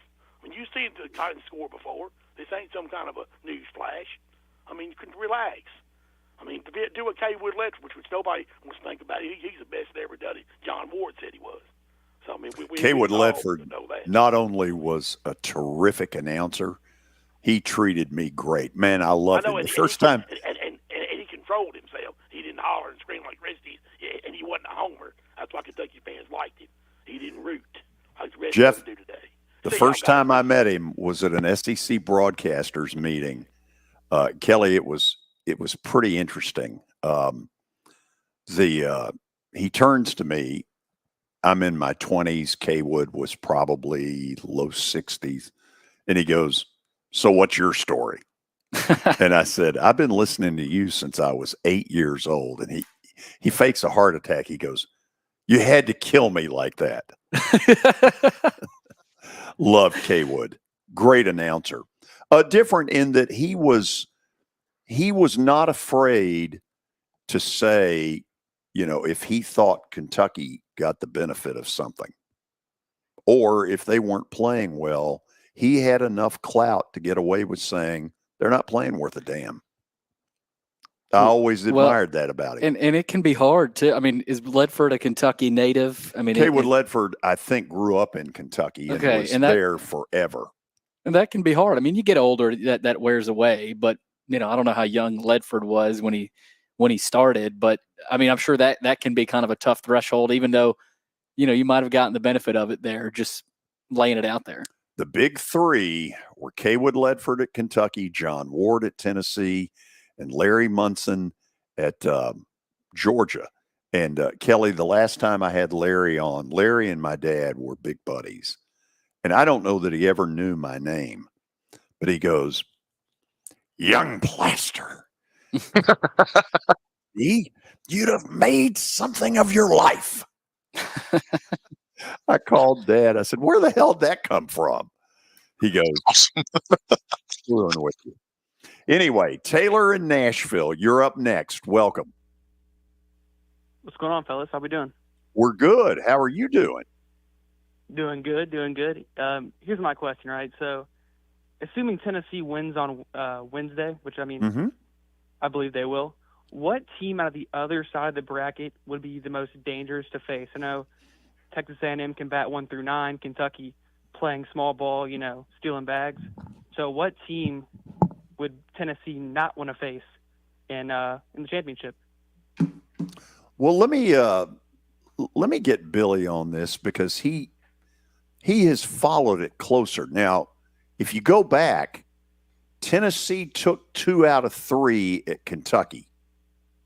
I think I'm right about that, in Lexington. They did, yep. Okay. Yes. Tennessee and A&M did not play or did play? Tennessee and A&M tournament. Yeah, that was elimination game. Tennessee was able to beat them, but not in the regular season.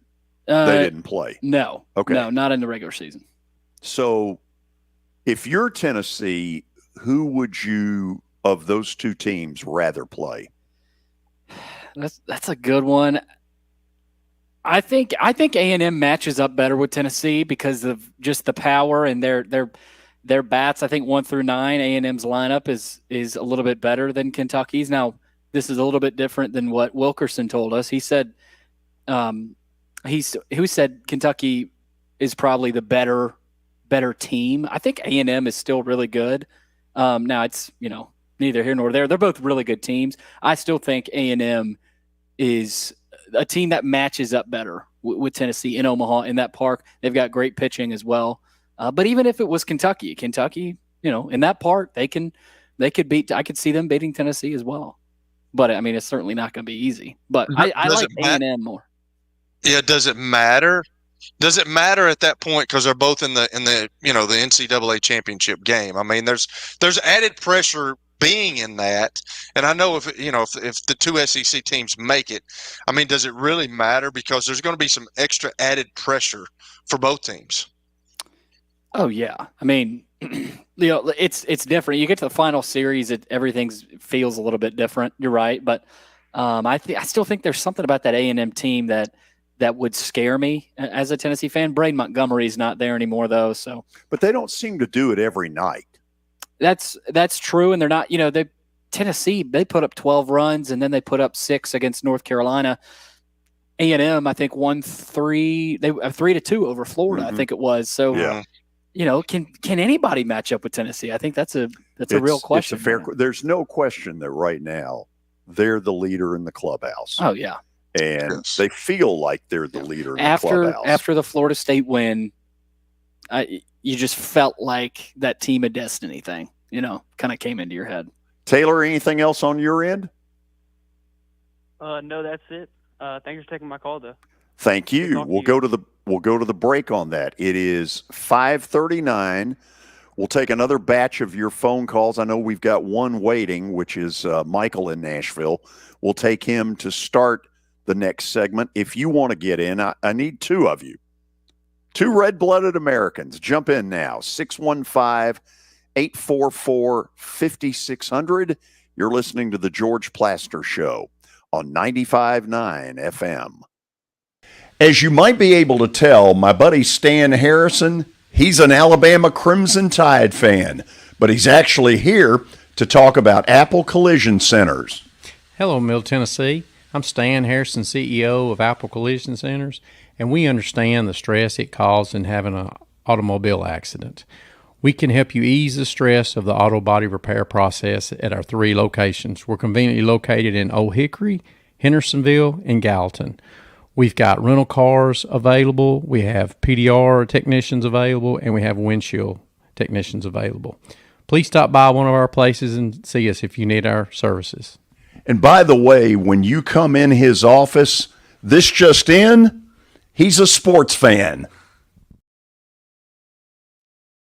You were in a crash. Yeah. Your kids were in the car with you. We're very lucky to even be telling this story to you. Nikki treated us like family, and she was very caring and loving, and I'm just so grateful for that. She was somebody I could trust, and being a veteran, that's so important to me. My kids are going to have a better life now because I don't have to worry about those expenses that we were out. Your family has really created a legacy of trust, and I would recommend you to anyone. Nashville Sounds Baseball is back in Hit City for the 2024 season. Spend your nights and weekends at the ballpark with weekly giveaways, fireworks shows, throwback deals, live music, and more. Top talent will take the field at First Horizon Park against the AAA Minnesota Twins, Baltimore Orioles, Atlanta Braves, St. Louis Cardinals, Cincinnati Reds, and more. Tickets start at just $10 and are available now at NashvilleSounds.com. We will see you in Hit City. For over 35 years, Wilson Bank & Trust has been committed to providing customized banking solutions to help individuals, families, and businesses in Tennessee achieve their goals. As your full-service community bank, we are proud to offer loans with competitive rates, local decision-making, and fast, friendly service from our experienced lenders. No matter where you are on your financial journey, Wilson Bank & Trust is ready to help you take the next step. Visit your nearest Wilson Bank & Trust office or online at wilsonbank.com to get started today. Member FDIC, Equal Housing Lender. Over the years, more men have started to seek help for hormone deficiencies and imbalances, and Dr. Jeffrey Lodge and wife Daphne, along with their experienced staff, give men the treatment required to improve their quality of life, improve your immune system, energy level, cognitive function, and more. There's no better time to achieve a healthy lifestyle. What are you waiting for?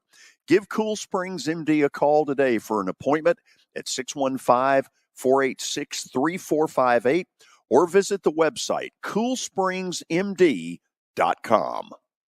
615-793-9500 or log on to ventureexpress.com. Buyandtow.com. Get cash for junk cars. You have a vehicle that's become a problem? You can get cash in your hand today and your vehicle hauled away. They'll buy your vehicle no matter the condition, in your driveway, at your mechanic shop, or even on the side of the road. You can call them at 615-480-6473 or visit buyandtow.com. Get cash in your hand today and your vehicle hauled away. 615-480-6473, buyandtow.com. That's buyandtow.com. Here's Stan Harrison for Apple Collision Centers. Hello, George. We at Apple Collision Centers understand the stress that auto body repair process can put in your day-to-day lives. We at Apple Collision Centers, we have 3 convenient locations, Old Hickory, Hendersonville, and Gallatin, ready to serve you. You can stop by and get an estimate, or you can get one online at www.applecollisioncenters.com.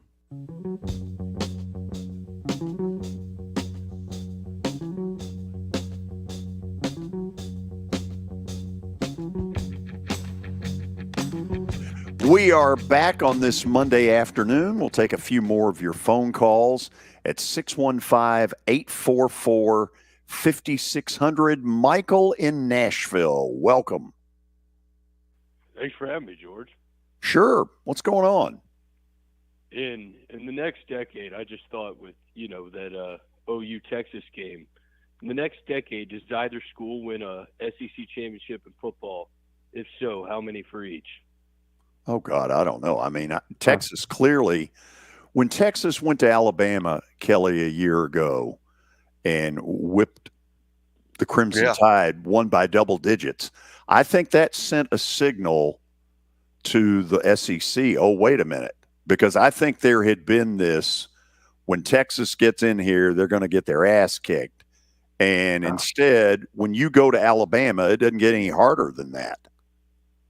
No, I think it's where the money is too, George. I mean, these teams, like you got OU, you got Texas, both are blue blood colleges, universities that's been in the fray for a long time. They're willing to spend money. So if you're willing to spend money, yeah, I think they're going to win, some championships in the SEC. Now, I don't know how many, but it might take a little bit of getting used to being in that conference, because every week is going to be, with the exception of a couple of teams, but every week is going to be, you can be beaten. So, but I think, if you look at college football, and I've had a coach tell me this, that there's only going to be a certain few that can win national championships. It's all because of money. But you got two teams in those two schools that are willing to spend that money. So, yeah, I do think they'll come into the SEC. I think they'll win. I think they'll win the championship. I don't know how many in the next decade, but I think they will. But the other thing is the SEC championship. Yeah, it sounds nice. But the more important thing is, do you get in the playoff? Correct. And now I wonder if 9-3 becomes the old 11-1. Yes, I do. Especially if you're in the SEC. 9-3, not all bad. No. Nope. And the other thing too is 8-4 probably doesn't get you in. But I mean, if you're sitting at 8-3. Late in the season. Ooh, that last game. Right. So huge. It gets dicey there and that could be a lot of teams. Yeah. You're sitting at 7-8 wins late in the season. I don't think Oklahoma today is at Texas's level. Now, I do not either. Do I think they're going to get back there? Oh yeah. Or OU. Thank you very much. That's a good one. Anything else, Michael? No, that's about all. I mean, I think you bring up some good points. I just think, the 9-3, 10-2, probably a lot to do with schedule in terms of playoff. Some years you might not have a great win, but some years the way the schedule works, you have, a couple good wins and you're still there at 9-3. So I don't know. I'm going to throw this one out here, and I did this several months ago. If you look at the teams in the SEC right now and their schedules, if you get 3 Godzillas in a row, you play Texas, you go to LSU, then you host Bama. A lot of times, the third in a row is not going to work out very good. Mm-mm. And this is where the change is going to happen, is that it's no longer UL Monroe. No. Now, that's not to say UL Monroe won't be on people's schedules. But when you get to October and you could use a tired old UL Monroe in the middle of that 3-game streak and it's not there, ooh, it's nasty. Okay, let's go Eric in Nashville. Eric, welcome. Hey, George. George, first of all, I want to say I hope all the dads out there had a great Father's Day yesterday, and definitely cherish your dads while they're still around. One of these days won't be here, George, because I know you know what I'm talking about. My dad passed away a few years ago, and I know your dad's no longer around. So, yeah, you need to hold on to them, cherish them while they're still here. Amen. Hey, George, a couple things. I got some quick baseball things and then one NBA thing I want to talk to you about. First of all, I'm a little bit nervous tonight as a Reds fan facing that pitcher from the Pirates scheme. So, yeah, throws over 100 miles an hour. So he's the real deal. And also, yeah. And I don't know if you saw this. I saw where in the last week I saw this. I guess it was, I don't know if he was drunk or just if he was doing on the Darryl bet, was a Cincinnati Reds fan with the Johnny Bench jersey, ran out to the field, the bare feet did a backflip. But, of course, he got tased and then got arrested. They showed his mugshot. There was a guy by the name of William Hendon, so he won't be allowed in the ballpark no more. It just does make sense. I don't understand why people do stuff like that. But in the play, George, there's the baseball thing and the NBA thing, and I'll ask them together and then get off. You can respond to both. First of all, I guess you know about the umpire that got busted for, I guess, gambling. I know I've heard where there's some other minor leaguers that recently got suspended for gambling and all this type of stuff. And, I don't want to tell somebody what they can or cannot do. People have right as adults want to gamble. But I would think whether you're umpires, referees, players, or whatever, you can't have any appearance of impropriety involved in sports, because if you're doing that, it just, people are always going to think you're susceptible to be corrupted, and just want to get your thoughts on that. And the other thing, real quickly, is the whole thing deal with Charles Barkley, because I know he announced that he was retiring from TNT. He's going to do it at the end of next year. I've heard a lot of people think that it's a ploy, that he's going to be back. I mean, if TNT doesn't get it, because I think he was pretty upset about that, maybe he goes to NBC. I don't know. I definitely don't think he's going to ESPN, because I think a lot of people have a hard time getting along with. And with his opinions very, very opinionated, I don't think they want to censor him and try and muzzle him. He's just telling me, blank off. But, of course, he said he likes his schedule where he gets to play golf and gamble, and this light schedule and the camaraderie around there at TNT. But just wanted to get your thoughts on that. Guys, it's always good to talk to you guys. Y'all take care, and we'll talk to you again soon.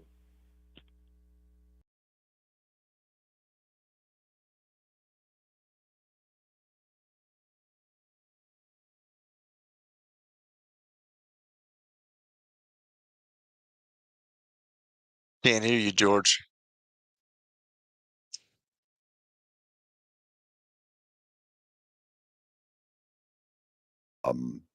Should be good now. Yes. Can you hear me? Do you think Barkley is retiring? I don't. No, I do not. I think that's a ploy. He's trying to get, he's already making bukus of money. He's trying to get a little bit more. He probably is irritated about, the TNT stuff that's going on. But yeah, maybe he is. Maybe he wants to go play golf and work on that god awful swing that he's got. I don't know, but I don't see him. He's really those guys. I've enjoyed watching them this year. You get Shaq on there and Kenny the Jet, and then Charles Barkley, and even Draymond Green was pretty good. And then, Ernie Johnson is the one that kind of molds all that together. He's great with all that, man. I love watching them. They're awesome. Okay, let me get one more in here really quick. Jack on line 3. I got about a minute and a half. Hello, Jack. Are you there? Hello? Yeah, go ahead. Got about a minute and a half. Glad to catch up with you. I go way back. I remember when your voice went south. I remember all 3 or 4 other radio stations. Glad you're back.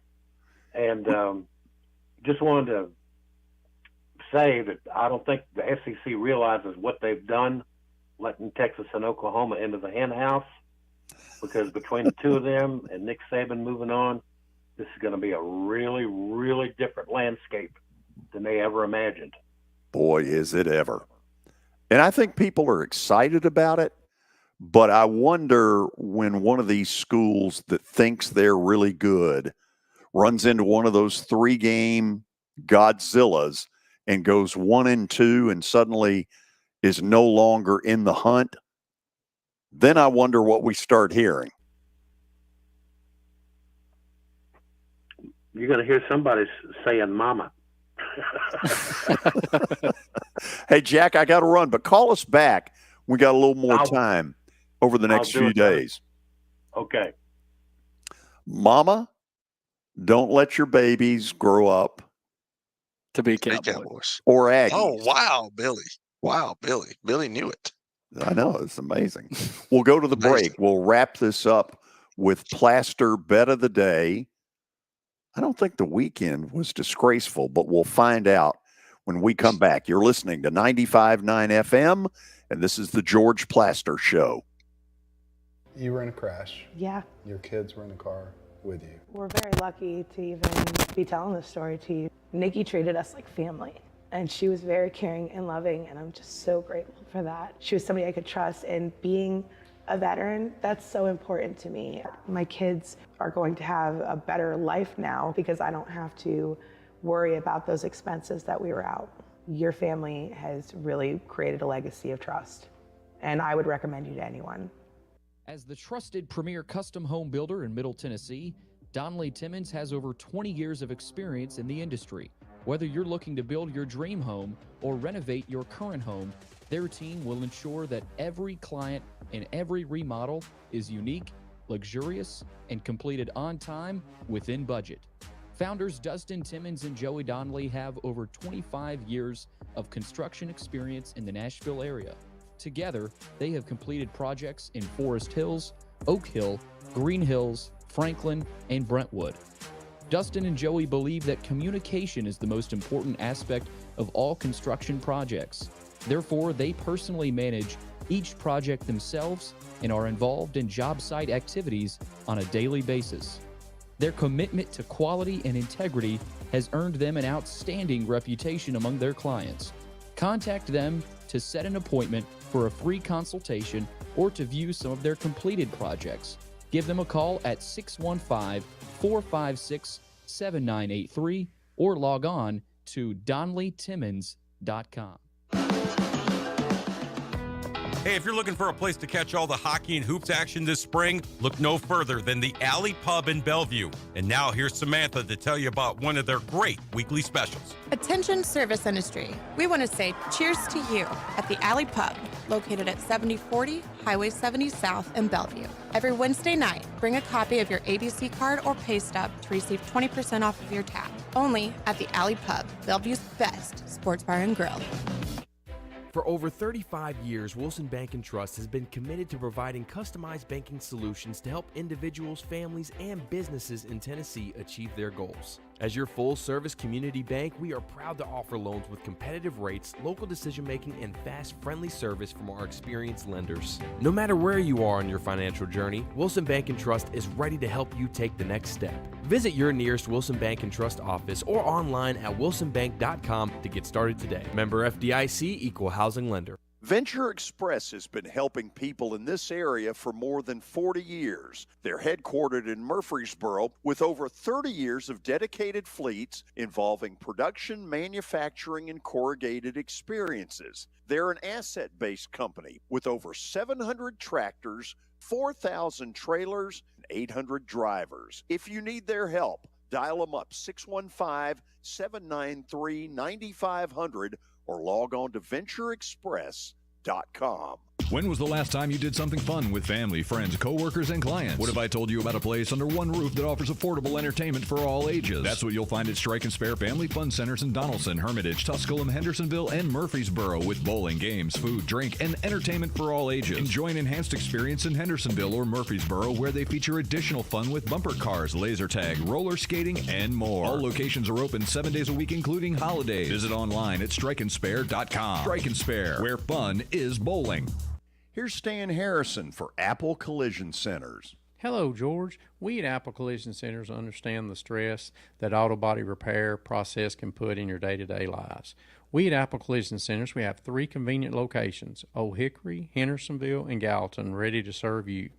You can stop by and get an estimate, or you can get one online at www.applecollisioncenters.com.